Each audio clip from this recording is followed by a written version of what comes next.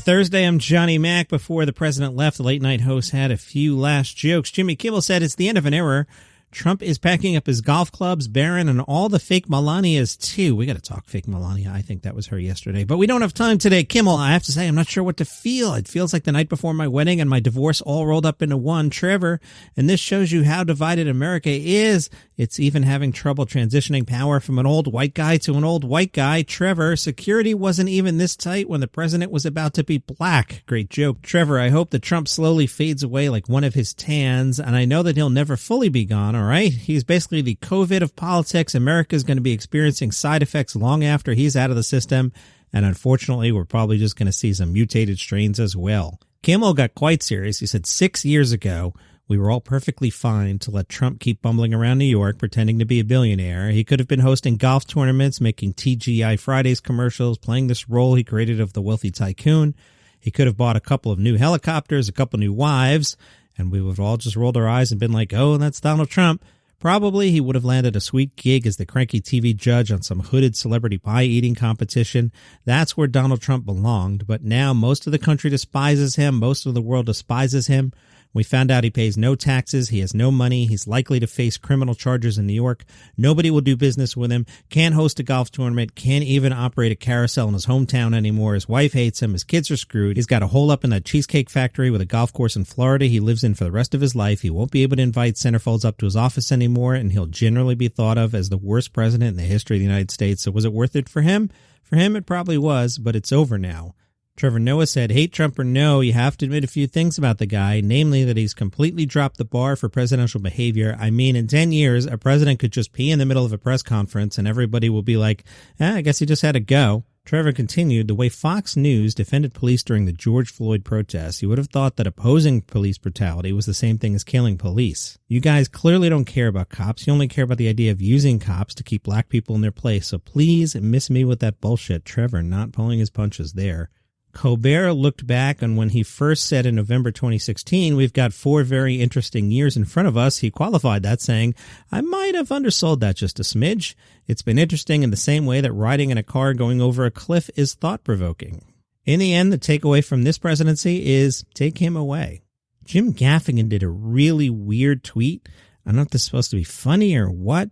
This from 2 days ago. Gaffigan, 'twas the night before the pardons, when all through the house, not a maggot was tweeting, not even Giuliani and his dinner a mouse.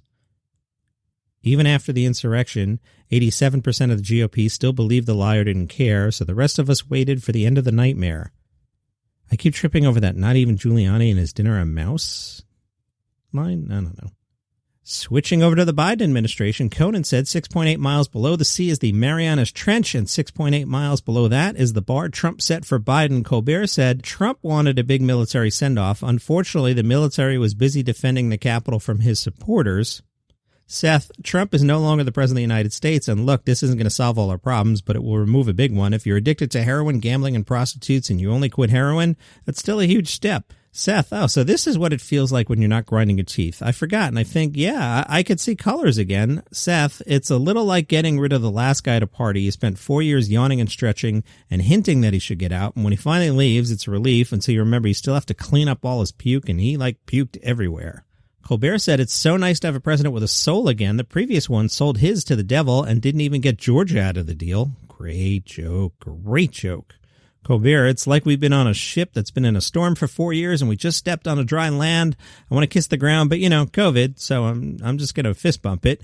Kimmel, I'll tell you something. I don't know about America yet, but I feel great again. Samantha B, after 4 years of struggling just to slow down Trump's malicious agenda, Democrats are in an unimaginable position. We can finally do things that help people. Kimmel, to paraphrase Michelle Obama, when they go low, we go J-Lo, and we did. Kimmel, the country showed the world there's no MyPillow large enough to smother our democracy. Kimmel, I remember going back to the day Trump was inaugurated, such a terrible day, and wondering, can our country even survive 4 years of this? And now we have the answer. Not really, just barely. Fallon, it was a bright sunny day in Washington, and now we have a president who knows not to stare directly at the sun. Colbert, right before the Bidens came out, something very auspicious happened. It started snowing. It's an inauguration miracle. Then he sang, can I sing? It's early as I'm recording. Oh, the last guy in charge was frightful, but the new one seems delightful. And now there's 4 years to go. President Joe, President Joe, President Joe. Kimmel, I have to imagine this is what it feels like when the oncologist calls and tells you the tumor is benign. Wow, Fallon. Seriously, anyone else feel like they just lost 280 pounds? Fallon, it feels like the country's back. Sure, the GPS took us on some crazy back roads the last 4 years, but now we're back on Main Street and we can tell people we were lost. Tim Dillon said, Amanda Gorman's poem was good, but I would prefer Cat in the Hat or something more fun. And Trevor Noah said, Joe Biden turns on a TV at the White House and is blown 10 feet backward by the volume level Trump watched Fox News on. Vulture did a really good article where they spoke to late night writers who either still work or previously worked for Colbert, Fallon, Trevor, Kimmel, Sam Bede, Jim Jeffries, and John Oliver about what it was like inside the Trump joke trenches and how they see the next administration affecting their jobs.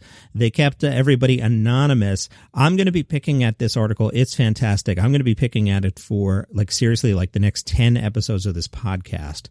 But from this first part, and it's topical to today, they said, we didn't take Trump seriously at first. One person said, my colleagues and I had a lingering, nagging sense of culpability. We became part of the nightmare, recursive loop of Trump content being pumped into people's houses. So I definitely worried, if I just stop writing about him, will he go away? I guess we'll never know. At the time, it was still considered inconceivable that he would be the nominee, let alone the president. So he was a perfect late-night target in the same way these larger-than-life clownish public figures are late-night targets. You just don't think they'll be the commander-in-chief of the armed forces one day. When he was inaugurated, I remember my office mate and I looked at each other and I was sort of like, what hell hath we wrought? I'll be diving into that article a lot over the next few shows. Really good. Hey, the podcast awards are tonight. Some of the guests scheduled to appear include Roy Wood Jr. and Will Ferrell. Here are the nominees for Best Comedy Podcast of the Year. The nominees are Conan O'Brien Needs a Friend, Office Ladies, The Read, Smartless, and Fake Doctors, Real Friends. That's the Scrubs podcast, which I kind of like, even though I'm about 47 episodes behind now. And Donald Faison's a little too much sometimes, but I like Zach Braff a lot. All right, Conan, Office Ladies, The Read, Smartless, and Fake Doctors.